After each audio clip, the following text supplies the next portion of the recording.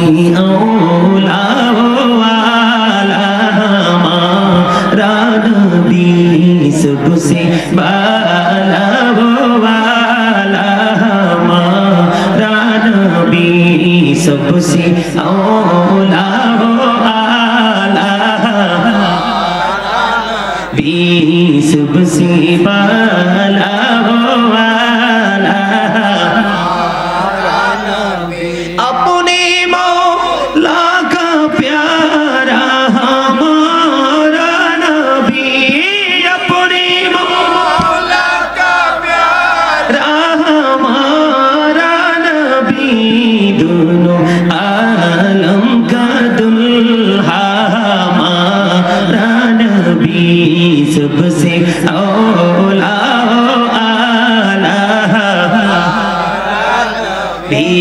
सबसे बाला वाला खल्कों से औलिया औलिया से रसूल खल्कों से औलिया औलिया से रसूल व रसूलों से आला मारा नबी सबसे औला आला हमारा नबी सबसे बाला वाला हमारा नबी मरहबा। আমার নবীজি মদিনায় থাকা অবস্থায় বন্ধু 27টা যুদ্ধ করেছেন। কয়টা? 27টা যুদ্ধ করেছে। এর মধ্যে সবচেয়ে বড় যুদ্ধ হলো বন্ধু উহুদের যুদ্ধ। উহুদের ময়দানে নবীজির যে দান্দান মোবারক শহীদ হয়েছে আপনারা জানেননি?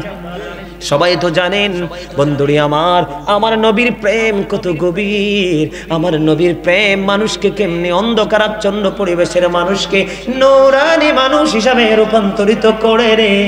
ও বন্ধু মালিক বিন সিনান দেখতে পাইলেন নবীজির মুখ মোবারক দিয়ে বেয়ে রক্ত মোবারক বের হচ্ছে। এই দৃশ্য দেখে মালিক বিন সিনান নবীজির রক্ত মোবারক বন্ধু চষতে শুরু করলো। নবীজি একটা ডাক দিয়ে বলল, রে মালিক বিন সিনান রক্ত বক্ষণ করো না, রক্তগুলো জমিনে ফেলে দাও। ইয়া রাসূলুল্লাহ ইয়া হাবিবাল্লাহ নবী গো, আমি আমার আল্লাহর ইজ্জতের কসম করে বলছি গো নবী, আমি আপনার একটা ফোঁটা রক্ত উহুদের জমিনে পড়তে দিব না। নবী নবী গো, ওই পর্যন্ত আমি আপনার রক্ত মোবারক চুষতে থাকবো যেই পর্যন্ত আপনার ওই শরীর মোবারক থেকে রক্ত মোবারক বের হতে থাকবে। এই কথা বলে বলে বন্ধু মালিক বিন সিনান সর্বশেষ পর্যন্ত আমার আপনার প্রাণে নবীর শেষ রক্তের ফোঁটা মোবারক পর্যন্ত চষে নিল। আমার নবীজি রক্ত মোবারক যখন চষে শেষ হয়ে গেল, আমার নবীজি জানিয়ে দিয়েছে, ও পৃথিবীর আমার উম্মতেরা, দুনিয়ায় যদি তোমরা জান্নাতি কোনো মানুষ দেখতে চাও তাহলে আমার মালিক বিন সিনানকে দেখে নাও। জোরে জোরে কন্যা সুবহানাল্লাহ। নবীজির রক্ত মোবারক খাইতে হবে, কোরআনে কোথাও আল্লাহ বলছে? হাদিসে বলছে? কিন্তু নবীর প্রেমে সে কি করে ফেলছে? খেয়ে ফেলেছে। আমার নবীজি বলেছেন, পৃথিবীতে তোমরা জান্নাতি মানুষ দেখতে চাইলে আমার মালিক বিন সিনানকে দেখে নাও। নবীর প্রেম এত দামি, এটা অমূল্য সম্পদ, ঠিক কিনা বলেন? বন্ধুরি আমার উম্মে আইমনের নাম শুনছেননি? কথা বলেন না? শুনেছেন আপনারা? নবীজির প্রস্রাব মোবারক খাইছে। কি করেছে? নবীজির প্রস্রাব মোবারক খেতে বলেছে, পৃথিবীর শ্রেষ্ঠ নেয়ামত খেয়েছে। আমার নবীজি উম্মে আইমনকে বরকতময় দাসী হিসাবে আখ্যায়িত করে বলেছেন, ও বন্ধু উম্মে আইমন আমার নবীর প্রস্রাব মোবারক খাওয়ার কারণে তাকে নবীজি দুনিয়ায় জান্নাতি বলে ঘোষণা দিয়ে গেছে। জোরে জোরে কন্যা সুবহানাল্লাহ। এখন কার দেখবেন বন্ধু অনেক মৌলবি বার হইছে আমার নবীকে বলে আমার আপনার মতো। আর নবীজি আজকে বলে রাখি আপনাদেরকে, নবীজি আজ থেকে বন্ধু 1450 বছরেরও বেশি হবে আমার নবীজি বলে গেছেন, রে ক্বালা আইয়ুকুম মিসলি, তোমরা কে আছো আমার মতো? এখনো পর্যন্ত কেউ হাত উঠাইতে পারে নাই, কারণ আমার নবী কখনোই কারো মতো হতে পারে না। আমার নবী বেনজির ও বেমিসাল। এই জন্য আলা হযরত বলেছে, খালিকি কুল নে বিকু মালিকি কুল বানা दिया दोनों जहां है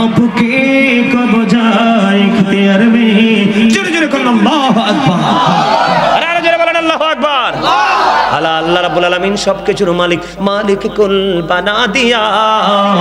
ও বন্ধু, মালিকানা দিয়েছে সবকিছুর আপনার আমার নবীকে। দোনো জাহান আপকি কবজা ইখতিয়ার মে, দোনো জাহান আমার নবীর ইচ্ছার উপর ছেড়ে দিয়েছেন আমার আল্লাহ। জোরে জোরে কন্যা সুবহানাল্লাহ, আরে জোরে বলেন সুবহানাল্লাহ। ভালো লাগে, মজা লাগে। আলা হযরত আরো কি বলেন,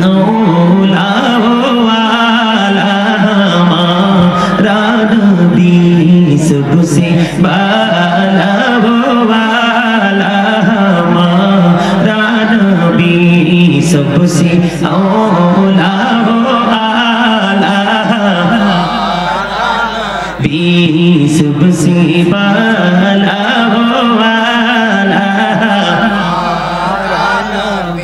अपने मौला का प्यारा हमारा नबी, अपने मौला का प्यारा हमारा नबी, दोनों आलम का दुल्हा हमारा नबी, सबसे औला आला भी, सबसे बाला वो वाला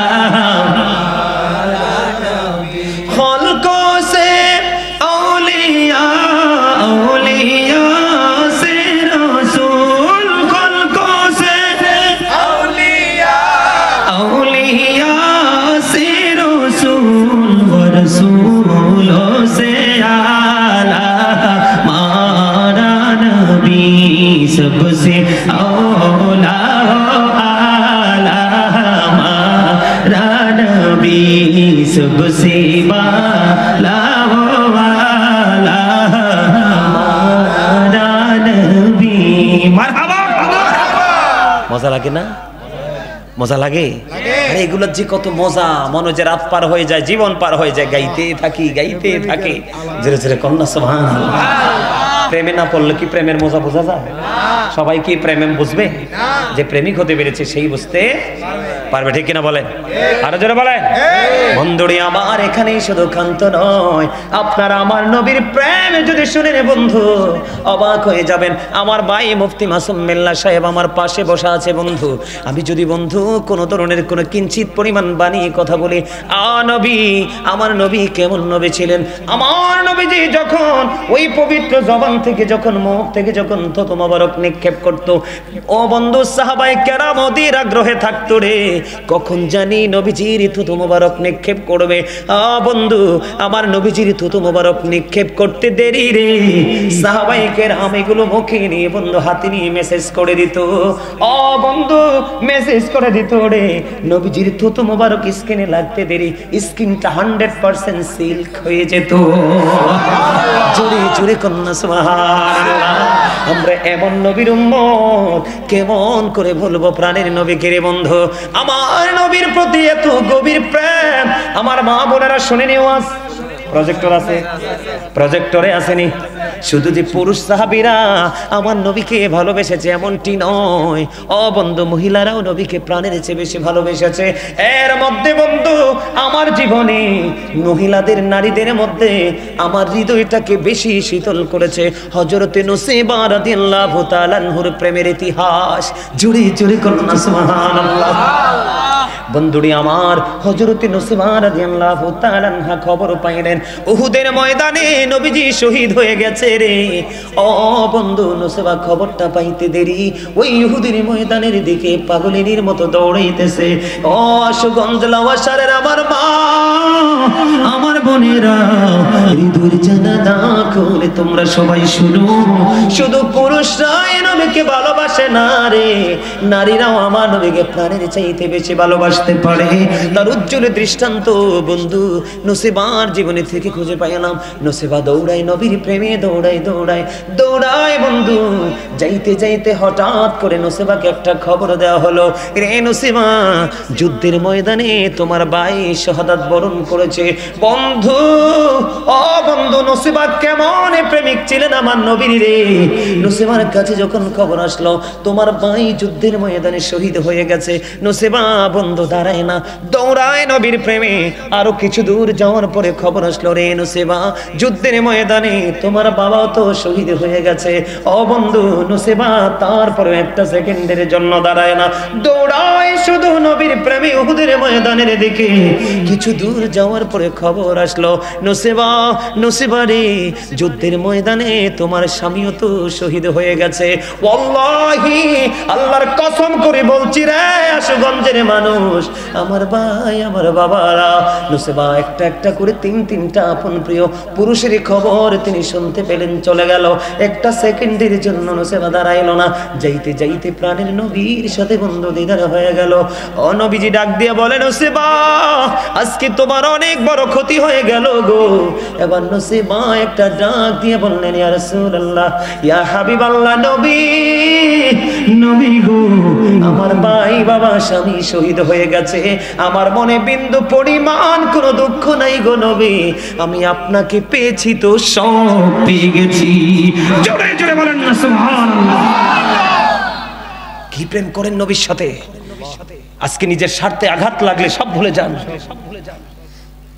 কুরবানি দিতে আমরা কুরবানি করতে জানি না। যুবক, তোমাদেরকে বলে যাই, নবীকে ভালোবাসতে হবে কেমন করে, শিক্ষা অর্জন করো। বন্ধুরে আমার, উহুদের ময়দানে আমি রয়েছি বন্ধু।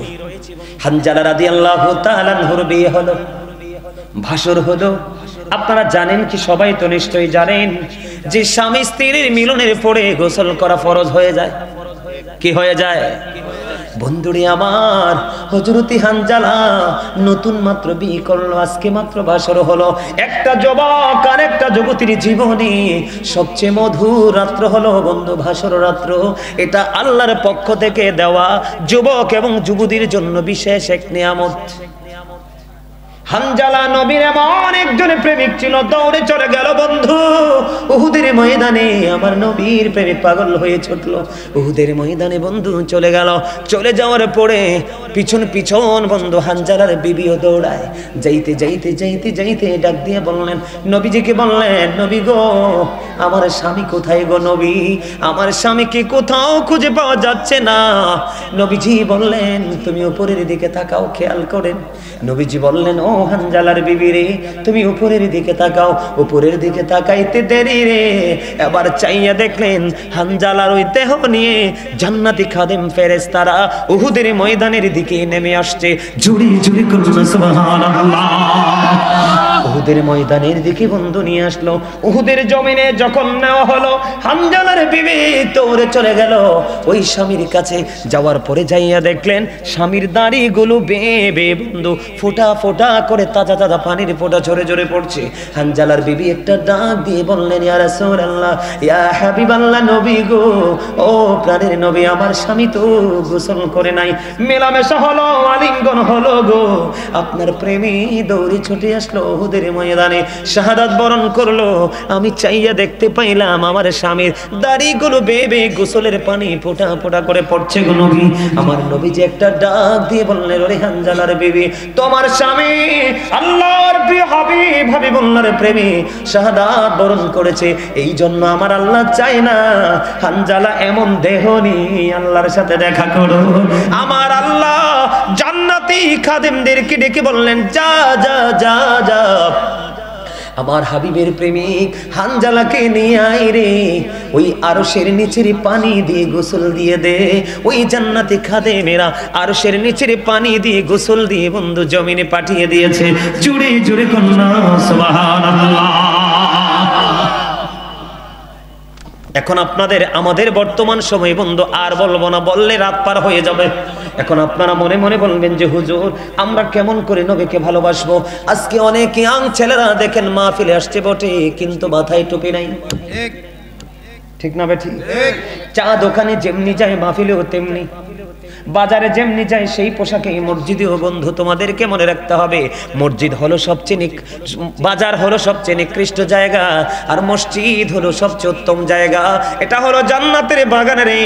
তোমরা যখন জান্নাতের বাগানে আসো, জান্নাতের মেহমান হয়ে আসো। এই যে দেখো কালা টুপি, জান্নাতের মেহমানের মতো লাগে। আমার যে মুরব্বী বাবারা ম্যাক্সিমাম সবাইকে জান্নাতি মেহমানের মতো লাগে। কিন্তু যুবক তোমরা কেন পারলা না? না পারার কারণ হলো, তোমাদের না পারার কারণ হলো রে, তোমরা তো নবীর প্রেমের সাগরে সাঁতার দিতে জানো না। তোমরা যার প্রেমে পড়েছো তারা চির জাহান্নামী। তারা হলো কি? আমার দিকে তাকাও যুবক, আমি প্র্যাকটিক্যালি আলোচনা করি রে। এই যে মোবাইল নিয়ে তোমরা ব্যস্ত থাকো, এটাই যথেষ্ট তোমাকে জাহান্নামে নিয়ে যাওয়ার জন্য। কারণ এটার মধ্যে যা কিছু আছে সব কিছু বন্ধু ইহুদি নাসারাদের। আমার পাশে আমার ভাই বসে আছে। আল্লাহ কোরআনে বলেছে ইন্নাল কাফিরিনা কানু লাকুম আদুওয়াম মুবিনা। আল্লাহ বলেছেন the heretics are the eternal enemy of the believers. আল্লাহ বলেছেন ঈমানদারদের প্রকাশ্য শত্রু হলো বেঈমান কাফেররা। তুমি সকাল টু বিকাল মাথা থেকে পা পর্যন্ত আবৃত করেছো ইহুদিদের কালচার দিয়ে। আল্লাহ কোরআনে বলেছে উইদ্দাতিল কাফিরিন, কাফেরদের জন্য বরাদ্দ জাহান্নাম।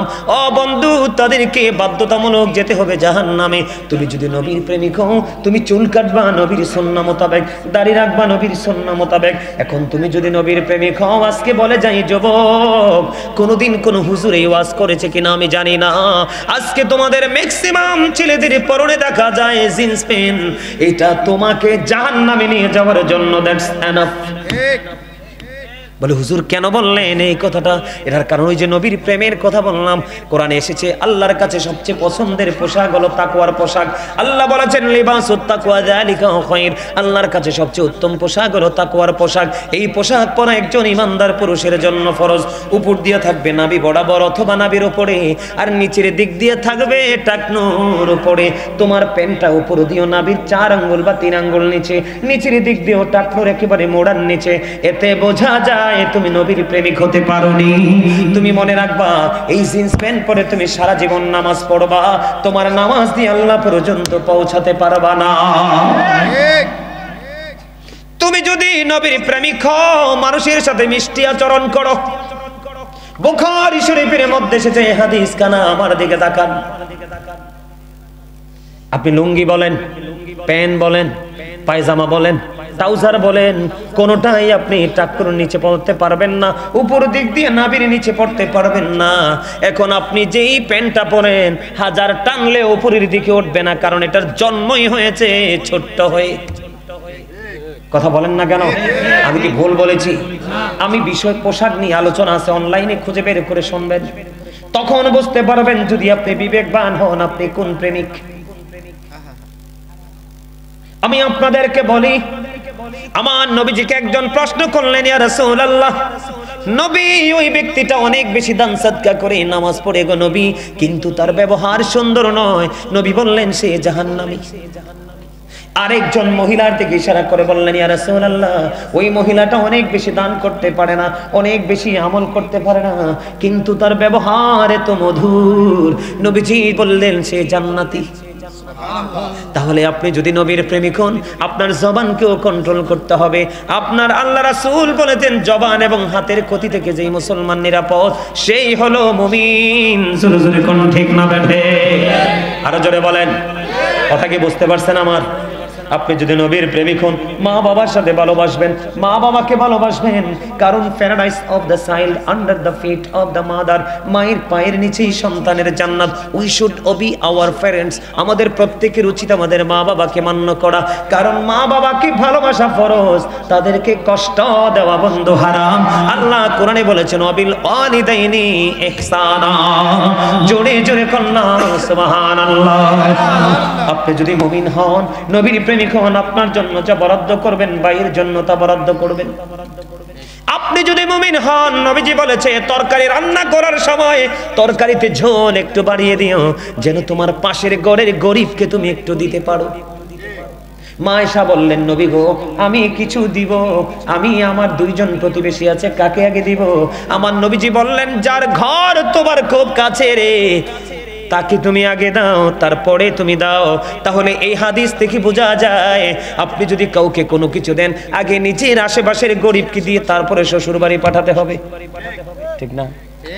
আশেপাশের মানুষকে না দিয়ে শ্বশুর বাড়ি পাঠানো, এটা নবীজির নিষেধ। মেহমান আসলে রাগ করা যাবে না, মেহমান আসলে খুশি হতে হবে। আল্লাহ যখন খুশি হয় পৃথিবীতে বৃষ্টি দেয়, আল্লাহ যখন খুশি হয় বাবা মার কোল জোরে দেয় কন্যা সন্তান, আল্লাহ যদি খুশি হয় কারো বাড়িতে পাঠিয়ে দেয় মেহমান। সুবহানাল্লাহ বলেন না কেন? তাহলে মেহমান দেখলে খুশি, রাগ হওয়া যাবে? কি করতে হবে? খুশি হতে হবে, হবে কি না? নবীকে যদি ভালোবাসেন বেশি বেশি করে বন্ধু সুন্নাত নফল নামাজ পড়বেন। এখন তো কমার্শিয়াল নামাজি, কথা কয় না, যায় সবার পরে বের হয় সবার আগে। এই ডিজিটাল নামাজ দিয়ে আপনি কখনোই আল্লাহ পাবেন না।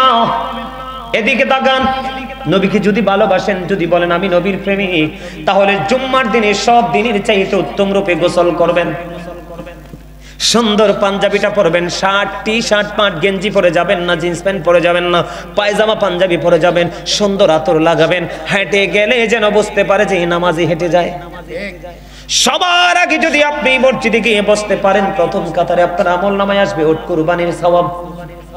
আপনি বসে রইলেন, সব আমল করলেন, নবীজি বলেছেন তুমি সবার আগে যাবে, সবার পরে বের হয়ে তুমি বাড়ির দিকে রওনা দিবে। একটা কাইক দিয়েছো 1 বছরের নফল ইবাদতের সওয়াব, 2টা কাইক দিয়েছো 2 বছরের নফল ইবাদতের সওয়াব। তুমি যতগুলো কদম দিবে রে, প্রত্যেকটা কদমের বিনিময়ে তোমার আমল নামায় 1 বছরের সওয়াব লেখা হতে থাকবে। এটি যদি করতে পারেন তাহলে নবীর প্রেমিক। সবচেয়ে বড় মজার খবর হলো আপনাকে হালাল উপার্জন করতে হবে, পবিত্র হয়ে নামাজ পড়তে হবে, দাঁড়াইয়া প্রস্রাব করা যাবে না। কথা বুঝতে পারছেন আমার? এদিকে দেখান না, বুঝতে পারছেন? প্রতিদিন 5 ওয়াক্ত নামাজের মধ্যে 12 রাকাত সুন্নাত আছে, যেই সুন্নাতগুলো আপনি কন্টিনিউ পড়তে পারলে আল্লাহ রাসূল বলেছে আপনার জন্য আল্লাহ জান্নাতে নিজেই কুদরতিভাবে আল্লাহ জান্নাতে ঘর বানাবে, সুবহানাল্লাহ, আপনার জন্য জান্নাতি ঘর বরাদ্দ দিবে। এদিকে দেখান, ফজরের 4 রাকাত না, 2 রাকাত ফরজ, 2 রাকাত সুন্নাত, ফরজের আগে 2 রাকাত সুন্নাত, জোহরের নামাজে আগে 4 রাকাত সুন্নাত, ফরজের পরে 2 রাকাত সুন্নাত, কত হলো 8 রাকাত। মাগরিবের ফরজের পরে 2 রাকাত সুন্নাত, এশারের ফরজের পরে 2 রাকাত সুন্নাতে 12 রাকাত সুন্নাত নামাজ যে পড়বে তার জন্য জান্নাতে ঘর বরাদ্দ দিয়েছেন আমার আল্লাহ। সুবহানাল্লাহ, আর জোরে সুবহানাল্লাহ। এবার আসেন এদিক তাকান, মাগরিবের নামাজের পরে সালাতুল আওয়াবিন নামাজ পড়বেন, প্রয়োজন না হলে কোনো কথা বলবেন না, কোনো কথা না বলে সরাসরি আপনি 6 রাকাত আওয়াবিন নামাজ পড়বেন, 2 রাকাত করে করে সালাম ফিরিয়ে দিবেন। আমার নবীজি বলে দিয়েছেন তুমি কোনো প্রয়োজনীয় কথা বলবে না, তুমি সোজা মাগরিব শেষ করে সালাতুল আওয়াবিন নামাজ পড়ে ফেলবে।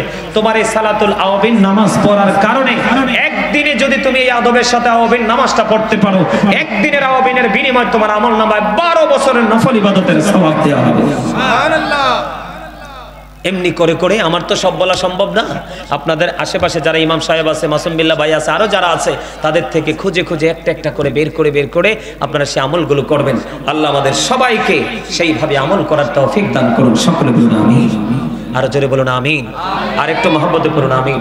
সম্মানিত উপস্থিতি, অনেক আলোচনা হয়ে গেছে, আর আলোচনা করব না। এখন একটু মন মজায় জিকির করব, কিয়াম করব। তাবারুক আছে, আছে মা, তাবারুক আছে। আপনারা সবাই আমার সাথে একটু জিকির করতে রাজি? তবে আপনাদেরকে সর্বশেষে একটা কথাই বলবো,